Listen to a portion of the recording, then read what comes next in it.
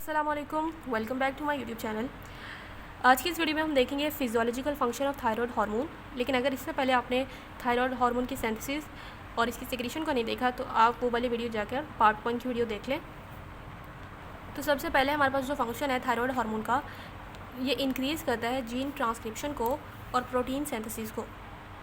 इसी वजह से हम कहते हैं थायराइड हार्मोन को हम T3 को unique type of transcriptional factor भी कहते हैं। अब ये जीन ट्रांसक्रिप्शन कैसे करता है कि ये एक्टिवेट करा देता है न्यूक्लियर ट्रांसक्रिप्शन की लार्ज नंबर ऑफ जीन्स की, यानी जीन्स की हमें पता है कि ट्रांसक्रिप्शन से जो है मैसेंजर आरएनए बनते हैं और डीएनए से पहले आरएनए बनता है through the process of transcription, और ट्रांसक्रिप्शन से जब मैसेंजर आरएनए बन जाता है तो उसके बाद प्रोटीन्स बनते हैं through the process of translation. तो ये एक्टिवेट कर देते हैं ट्रांसक्रिप्शन को जीन्स की, यानी gene is actually a part of DNA. तो वो सिंथेसाइज करते हैं फिर लार्ज नंबर ऑफ प्रोटीन। अब जो प्रोटीन होते हैं वो इन प्रोटीन एंजाइम्स भी हो सकते हैं, स्ट्रक्चरल प्रोटीन्स भी हो सकते हैं, ट्रांसपोर्ट प्रोटीन्स भी होते हैं और दूसरे सब्सटेंसेस भी होते हैं in virtually all cells of the body, यानी हर सेल ऑफ बॉडी में ये ऐसे ही करते हैं कि उनकी न्यूक्लियर ट्रांसक्रिप्शन को बढ़ा देते हैं। The net result is generalize increase in the functional activity throughout the body. जब प्रोटीन ही बढ़ गया तो फिर जो है फंक्शन जो होगा वो भी बॉडी का बढ़ जाएगा, फंक्शनल एक्टिविटी जो होगी वो भी बढ़ जाएगी। लेकिन अभी हम देखेंगे कि ट्रांसक्रिप्शन बढ़ाता कैसे है, तो उसके लिए हम देखेंगे second, thyroid hormone activates the nuclear receptors to synthesize messenger RNA and protein synthesis. इसके लिए हम देखेंगे पहले कि हमारे पास थायराइड हार्मोन जो होता है उसका एक रिसेप्टर होता है जिसको कहते हैं थायराइड हार्मोन रिसेप्टर, जो कि एक हेट्रोडाइमर होता है, यानी हेट्रोडाइमर उसके साथ एक और रिसेप्टर आके बाइंड करता है। प्राइमरी रिसेप्टर तो थायराइड हार्मोन रिसेप्टर ही होता है, लेकिन एक हेल्पर होता है जिसको हम कहते हैं रेटिनॉइड एक्स रिसेप्टर। जब ये दोनों मिल जाते हैं तो उसकी वजह से ये जो है एक हमारे पास एक हार्मोन रिस्पॉन्स एलिमेंट होता है, thyroid hormone response element DNA के ऊपर होता है, जिसके साथ ये जाके बाइंड कर जाते हैं। तो हमारे पास दो चीज़ें हैं कि एक थायराइड हार्मोन रिसेप्टर है और उसका एक हेल्पर फ्रेंड है जिसको कहते हैं रेटिनॉइड एक्स रिसेप्टर। ये दोनों जब मिल जाएंगे तो ये जाके बाइंड करेंगे।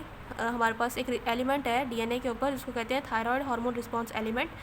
तो जब दोनों बाइंड कर जाएंगे तो जो है रिसेप्टर एक्टिवेट हो जाएगा और वो इनिशिएट कर देगा ट्रांसक्रिप्शन के प्रोसेस को, जिसकी वजह से मैसेंजर आरएनए बनेगा और followed with in another few minutes और आवर्स बाय आरएनए ट्रांसलेशन होगी, और उसके बाद साइटोप्लाज्मिक राइबोसोम्स के ऊपर जो है ट्रांसलेशन होगी, और उसके बाद जो है हंड्रेड्स ऑफ इंट्रासेलुलर प्रोटीन जो है बन जाएंगे। तो इस डायग्राम को देखते हैं।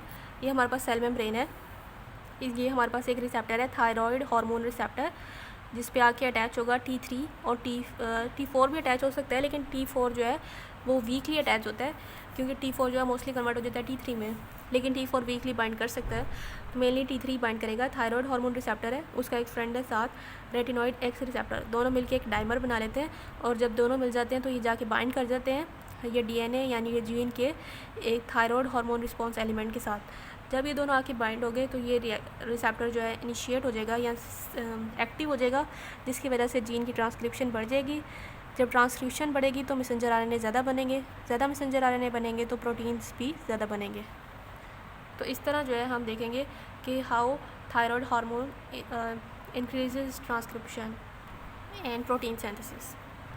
नेक्स्ट हमारे पास फंक्शन है कि थायराइड हार्मोन जो है इंक्रीज़ कर देता है सेलुलर मेटाबॉलिक एक्टिविटी, यानी बेसल मेटाबॉलिक रेट को इंक्रीज़ कर देता है हर सेल में, लेकिन कुछ सेल्स को छोड़ के, यानी central nervous system, gonad, spleen और रेटिना के सेल्स के अलावा बाकी सारे सेल्स में ये BMR यानी बेसल मेटाबॉलिक रेट को इंक्रीज़ कर देता है।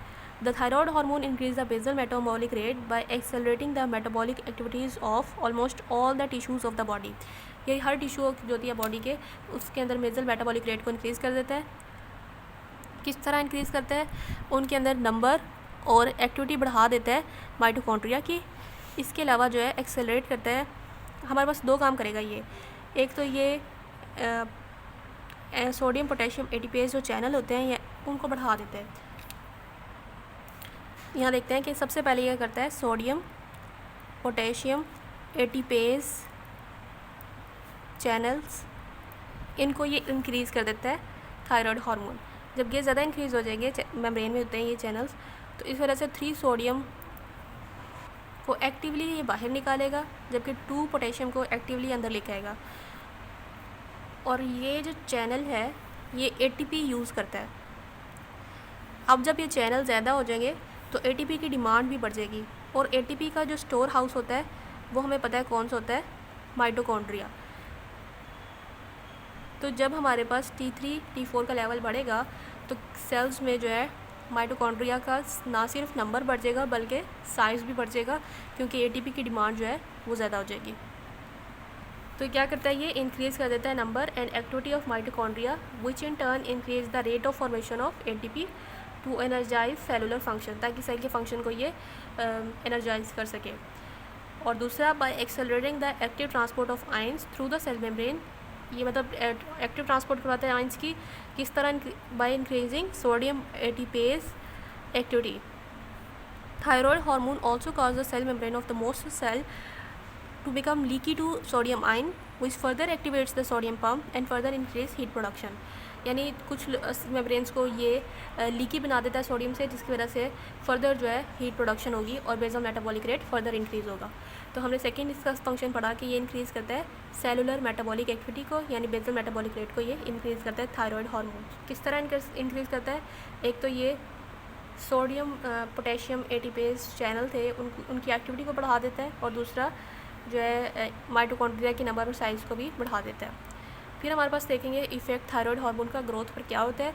तो थायराइड हार्मोन जो है ग्रोथ और डेवलपमेंट जो है ब्रेन की करते हैं ड्यूरिंग फिटल लाइफ, यानी जब फिटल लाइफ चल रही होती है तो उस टाइम जो है ग्रोथ करवाता है और डेवलपमेंट करवाता है ब्रेन की। अगर हमारे पास उस टाइम जो है हार्मोन ना हो, थायराइड हार्मोन ना हो और उसकी ब्रेन की डेवलपमेंट ना हो, तो उस वजह से हमारे पास एक क्रेटिनिज्म डिजीज़ भी हो जाती है, जिसको हम आगे पढ़ेंगे, क्रेटिनिज्म डिजीज़। तो हमारे पास जो अर्ली लाइफ होती है उसके लिए T3 और T4 का लेवल ज़रूरी होता है, ताकि वो जो है ग्रोथ करवा सकें और ब्रेन की ग्रोथ करवा सकें। So during fetal life and for the first few years of postnatal life, यानी बर्थ के बाद भी कुछ सालों तक जो है T3 और T4 के लेवल की ज़रूरत होती है, क्योंकि ये ब्रेन की डेवलपमेंट करवाते हैं। इसके अलावा ये स्केलेटल ग्रोथ भी करवाते हैं चिल्ड्रंस में by causing maturation of bones, यानी बोन्स को मैच्योर करके, and inducing early closure of epiphysis को अर्ली क्लोज करके भी ये उसकी ग्रोथ करवाते हैं बोन्स की। अब थायराइड हार्मोन जो है वो ग्रोथ करवाता है कि नहीं, इसका एक एविडेंस भी प्रोवाइड किया था एक साइंटिस्ट ने, जब उसने टैडपोल्स को उसने कहा था कि टैडपोल्स जो है जो इमेच्योर स्टेट होती है फ्रॉग की, तो वो हमारे पास टैडपोल जो है अगर उनको T3 का लेवल उनके अंदर उनको T3 इंजेक्ट किया जाए तो उस वजह से वो मैच्योर फ्रॉग में कन्वर्ट हो जाते हैं। लेकिन अगर जो है टैडपोल के अंदर T3 जो है मिसिंग हो तो वो जो है कभी भी फ्रॉग में कन्वर्ट ही ना हो। तो इसका मतलब ये है कि ग्रोथ के लिए जो है ज़रूरी होते हैं थायराइड हार्मोन्स। और इसी तरह अगर बच्चों में T3 और T4 का लेवल ना हो, यानी कम हो, तो उसकी वजह से उनकी जो है मेंटल रिटार्डेशन हो जाती है, जिस कंडीशन को हम कहते हैं क्रेटिनिज्म। अभी तक हमने देखा कि थायराइड हार्मोन जो है ट्रांसक्रिप्शन को इंक्रीज़ कर देते हैं। उसके अलावा हमने देखा कि ये बेसल मेटाबॉलिक रेट को इंक्रीज़ कर देते हैं, ग्रोथ पे इनका इफेक्ट होता है। दूसरा, ये स्टिमुलेट करते हैं कार्बोहाइड्रेट की मेटाबॉलिज्म को। ये तीसरा इसका फंक्शन है। ये कार्बोहाइड्रेट की मेटाबॉलिज्म किस तरह बढ़ा देते हैं कि ये हमारे पास रैपिड ग्लूकोज की अपटेक को बढ़ा देते हैं, यानी सेल्स जो हैं वो ग्लूकोज को ज़्यादा यूज़ करते हैं, क्योंकि इसने क्या कर दिया है, BMR बढ़ा दिया है, यानी बेसल मेटाबॉलिक रेट जब इंक्रीज़ होगा तो सेल्स जो हैं वो ज़्यादा ग्लूकोज यूज़ करेंगे। इसके अलावा ग्लाइकोलाइसिस यानी ब्रेकडाउन ऑफ ग्लूकोज को इन्हांस कर देता है, और ग्लूकोनियोजेनेसिस यानी production of glucose from non carbohydrate source, उसको भी ये बढ़ा देता है। इसके अलावा जो है GIT से जो है ग्लूकोज की एब्जॉर्प्शन के रेट को भी इंक्रीज़ कर देता है। तो ये 4 स्टेप्स के ज़रिए जो है ये कार्बोहाइड्रेट की मेटाबॉलिज्म को स्टिमुलेट करता है। एक तो ये ग्लूकोज की अपटेक को बढ़ा देता है, दूसरा ये ग्लाइकोलाइसिस को इन्हांस करता है, ग्लूकोनियोजेनेसिस को इन्हांस करता है, और रेट ऑफ एब्जॉर्प्शन ऑफ जो है ग्लूकोज फ्रॉम GIT उसको भी इंक्रीज़ कर देता है। और ये सब इस वजह से हो रहा है क्योंकि बेसल मेटाबॉलिक रेट हाई हो गया है, वो भी थायराइड हार्मोन की वजह से। नेक्स्ट हमारे पास इसका इफेक्ट देखेंगे फ़ैट मेटाबॉलिज्म पे, स्टिमुलेशन ऑफ फैट, यानी ये फ़ैट की मेटाबॉलिज्म को भी स्टिमुलेट करता है। Under the influence of thyroid hormone lipids जो हैं वो मोबिलाइज्ड हो जाते हैं रैपिडली फ्रॉम फैट टिश्यू, जिसकी वजह से जो हमारे पास फ़ैट स्टोर हुआ होता है बॉडी में वो डिक्रीज़ हो जाता है। Decrease is the fat store of the body to greater extent than almost any other tissue element, और ये इंक्रीज़ कर देता है फ्री फैटी एसिड की कंसनट्रेशन को प्लाज्मा में, और एक्सेलरेट करता है oxidation of free fatty acid by the cell, और कोलेस्ट्रॉल की कंसंट्रेशन को ब्लड में से डिक्रीज़ करेगा, फॉस्फोलिपिड की कंसंट्रेशन को भी कम करेगा और ट्राइग्लिसराइड्स की कंसंट्रेशन को भी प्लाज्मा में से कम करेगा, and liver by increasing the excretion in bile. हमारे पास जो बीटा 3 रिसेप्टर्स होते हैं एडिपोसाइट्स सेल्स पर, उनको ये बढ़ा देते हैं T3 और T4, जिसकी वजह से हमारे पास जो है फैट स्टोर्स जो होते हैं बॉडी में वो कम हो जाते हैं और सर्कुलेशन में जो है कोलेस्ट्रॉल भी कम हो जाता है, क्योंकि ये जो है हिपैटोसाइट्स पे जो रिसेप्टर्स हैं उनको बढ़ा देते हैं, जो कि जब LDL रिसेप्टर्स जो होते हैं हिपैटोसाइट्स पे वो इंक्रीज़ हो जाएंगे तो LDL यानी जो होगा या फॉस्फोलिपिड्स होंगे ब्लड में वो जाएंगे लीवर के पास और उनके रिसेप्टर्स के साथ बाइंड करेंगे। तो इस तरह जो है ब्लड में उसकी सर्कुलेशन या ब्लड में जो है कोलेस्ट्रॉल का लेवल या फॉस्फोलिपिड का लेवल तो वो क्या हो जाएगा, कम हो जाएगा। अगर ऐसा पेशेंट है जिसमें हमारे पास T3 और T4 ना हो तो उसके अंदर हमें हाइपर कोलेस्ट्रीमिया भी देखने को मिलता है, यानी उन लोगों में कोलेस्ट्रॉल बढ़ जाता है।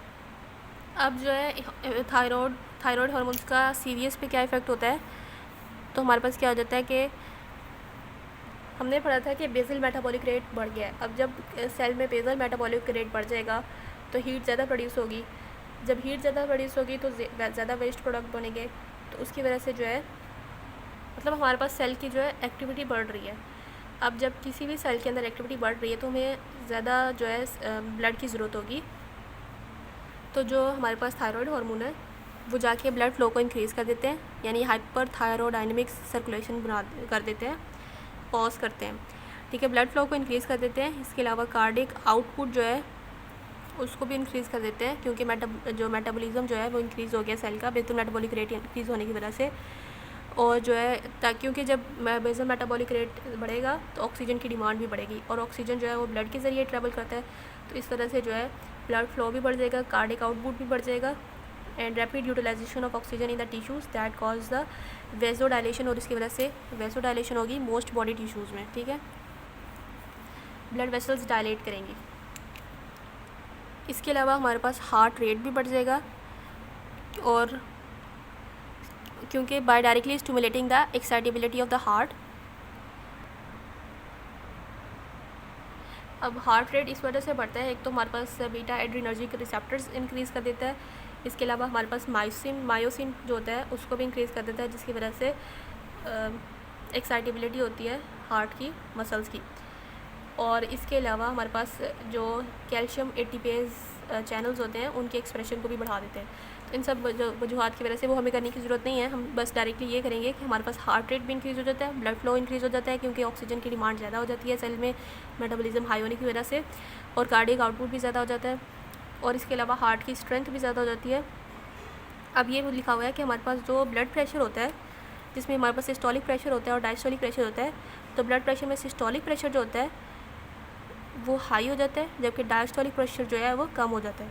तो ब्लड प्रेशर नॉर्मल जो होता है 120/80 होने के बजाय 140/60 हो जाता है, यानी सिस्टोलिक प्रेशर हाई हो जाता है और डायस्टोलिक प्रेशर लो हो जाता है। लेकिन उसकी वजह से आर्टीरियल प्रेशर जो है वो नॉर्मल रहता है, लेकिन हमारे पास जो पल्स प्रेशर है वो इस वजह से जो है वो इंक्रीज़ हो जाता है। Maintain normal arterial pressure because of the increase blood flow through the tissue between the heartbeats, but the pulse pressure is often increase. Systolic pressure जो है एलिवेट हो जाता है इन हाइपरथायरॉयडिज्म 10 to 15 mmHg इंक्रीज़ हो जाता है, जबकि डायस्टोलिक प्रेशर जो है वो रिड्यूस हो जाता है। अब इसकी वजह ये होती है कि हमारे पास डायस्टोलिक प्रेशर जो है वो डिपेंड करता है पेरिफेरल रेजिस्टेंस पे। तो जब T3 और T4 का लेवल बढ़ जाता है तो हमारे पास टोटल पेरिफेरल रेजिस्टेंस जो होती है वो कम हो जाती है। जब पेरिफेरल रेजिस्टेंस कम होगी तो डायस्टोलिक प्रेशर भी कम हो जाएगा, क्योंकि डायस्टोलिक प्रेशर डिपेंड करता है टोटल पेरिफेरल रेजिस्टेंस पर। से अगर बहुत ज़्यादा लेवल हाई हो गया, हाइपरथायरॉयडिज्म हो गई, यानी बहुत ज़्यादा लेवल हाई हो गया, तो उसकी वजह से सिस्टोलिक प्रेशर जो है इंक्रीज़ हो जाएगा, डायस्टोलिक प्रेशर कम हो जाएगा, लेकिन जो आर्टीरियल प्रेशर है वो नॉर्मल रहेगा, लेकिन पल्स प्रेशर जो है वो इंक्रीज़ हो जाएगा। अब हम देख लेते हैं थायराइड हार्मोन का रिस्पायरेटरी सिस्टम पे क्या इफेक्ट होता है। तो हमारे पास जो है रिस्पायरेटरी रेट इंक्रीज़ हो जाएगा, क्योंकि हमारे पास ऑक्सीजन ज़्यादा यूज़ हो रही है। जब ऑक्सीजन ज़्यादा यूज़ हो, यूटिलाइजेशन ऑक्सीजन की ज़्यादा हो, तो कार्बन डाइऑक्साइड यानी वेस्ट प्रोडक्ट भी ज़्यादा बनेगा। अब उस वेस्ट प्रोडक्ट को बॉडी से एलिमिनेट करने के लिए हमारे पास रिस्पायरेशन रेट जो है वो भी बढ़ जाएगा। तो मेनली रेस्पिरेशन रेट इस वजह से बढ़ेगा क्योंकि हमने कार्बन डाइऑक्साइड जो वेस्ट प्रोडक्ट है उसको निकालना है बाहर से, तो इस वजह से हमारे पास जो रेस्पिरेटरी रेट बढ़ेगा तो टाइडल वॉल्यूम भी बढ़ेगा और इसी तरह पल्मोनरी वेंटिलेशन भी इंक्रीज़ हो जाएगी for better elimination of carbon dioxide. फिर हमारे पास जो है सेंट्रल नर्वस सिस्टम पे क्या इफेक्ट होता है, तो हमने पढ़ा था कि सेंट्रल नर्वस सिस्टम में वो बेसल मेटाबॉलिक रेट को डायरेक्टली इंक्रीज़ नहीं करता, ठीक है। लेकिन अगर हमारे पास जो है हाइपोथैलेमस जो है उसमें से उसमें T3 या T4 लेवल का डिस्टर्ब होगा तो उस वजह से जो सेंट्रल नर्वस सिस्टम का फंक्शन है वो भी डिस्टर्ब हो जाएगा। लेकिन डायरेक्टली जो है वो जो है T3 और T4 वो बेसल मेटाबॉलिक रेट जो है सेंट्रल नर्वस सिस्टम का इंक्रीज़ नहीं करते। लेकिन जो इफ़ेक्ट उसको हाइपोथैलेमस के मतलब T3 T4 लेवल अगर बॉडी में डिस्टर्ब होगा यानी या ज़्यादा होगा या कम होगा तो उसका इफ़ेक्ट ज़रूर होगा सेंट्रल नर्वस सिस्टम पे। तो अगर हमारे पास ज़्यादा हो गया मतलब T3 और T4 का लेवल, तो उन पेशेंट में क्या होगा, वो ज़्यादा नर्वस रहेंगे, उनमें एंजाइटी बहुत ज़्यादा कॉमन होगी और बहुत ज़्यादा साइको न्यूरोटिक टेंडेंसीज़ होंगी, जैसे कि उनमें एंजाइटी का कॉम्प्लेक्स रहेगा, बहुत ज़्यादा परेशान रहेंगे। जबकि अगर हमारे पास लेवल कम हो जाएगा थायराइड हार्मोन का तो उसकी वजह से हमारे पास डिप्रेशन वगैरह होगा, तो डायरेक्टली वो इफ़ेक्ट नहीं करेंगे। लेकिन अगर बॉडी में उनका लेवल आगे पीछे होगा तो उसका उस पर इफ़ेक्ट ज़्यादा होगा, उस पर होगा इफ़ेक्ट। इस तरह होगा कि अगर हमारे पास T3 T4 का लेवल बढ़ गया तो पेशेंट में एंजाइटी वगैरह देखी जाएगी, जबकि अगर कम हो गया तो डिप्रेशन देखा जाएगा हाइपोथायरॉयडिज्म पेशेंट में। फिर हमारे पास मसल्स पे क्या इफ़ेक्ट होता है, तो slight increase in thyroid hormone usually makes the muscle react with vigor, but when the quantity of hormone become excessive, the muscle become weak because of excess protein catabolism। यानी अगर हमारे पास वैसे तो अगर नॉर्मल फंक्शन होगा thyroid hormone का तो उस वजह से जो है मसल्स जो हैं वो नॉर्मली वर्क करेंगे। लेकिन अगर हम उनकी क्वांटिटी को अगर मतलब हाइपरथायरॉयडिज्म पेशेंट है जिसमें क्वांटिटी बहुत ज़्यादा हो गई है हार्मोन की, उसमें मसल्स जो हैं वीक होने लग जाएंगे क्योंकि हमारे पास उनका बेसल मेटाबॉलिक रेट बढ़ जाएगा, तो ज़्यादा मेटाबॉलिज्म होगी प्रोटीन्स की। तो जब प्रोटीन्स की ज़्यादा मेटाबॉलिज्म होगी तो वेट लूज़ हो जाएगा, ठीक है, और मसल्स भी वीक हो जाएंगे। अगर हमारे पास थायराइड हार्मोन कम होगा तो मसल्स जो हैं वो स्लगिश हो जाएंगे and they relax slowly after contraction. और हाइपोथायरॉयडिज्म के पेशेंट में वेट गेन ज़्यादा होगा क्योंकि हमारे पास थायराइड हार्मोन है ही नहीं कैटाबॉलिज्म करने के लिए प्रोटीन्स लिपिड्स वगैरह की, तो जब वो उनको कोई तोड़ने वाला नहीं होगा तो इसकी वजह से वो एकमुलेट होने लग जाएंगे बॉडी में, और जब वो एकमुलेट होंगे फैट्स वगैरह तो उसकी वजह से जो है मसल्स एक तो बंदा ओबीज भी हो जाएगा और उसके मसल्स भी स्लगिश हो जाएंगे और उनको ज़्यादा टाइम लगेगा कॉन्ट्रैक्शन करने के लिए। अब हमारे पास एंडोक्राइन ग्लैंड्स पर क्या फ़र्क पड़ता है, तो दूसरे हार्मोन्स को भी ये क्या करता है, ये इफ़ेक्ट करता है। यानी जैसे कि ये इंसुलिन की सिक्रीशन को बढ़ा देता है क्योंकि हमारे पास जो बेसल मेटाबॉलिक रेट जब इंक्रीज़ हुआ तो ऑक्सीजन जो है ज़्यादा जो सेल है वो ज़्यादा ग्लूकोज को यूज़ करेगा तो उसके लिए ज़्यादा इंसुलिन चाहिए होगा।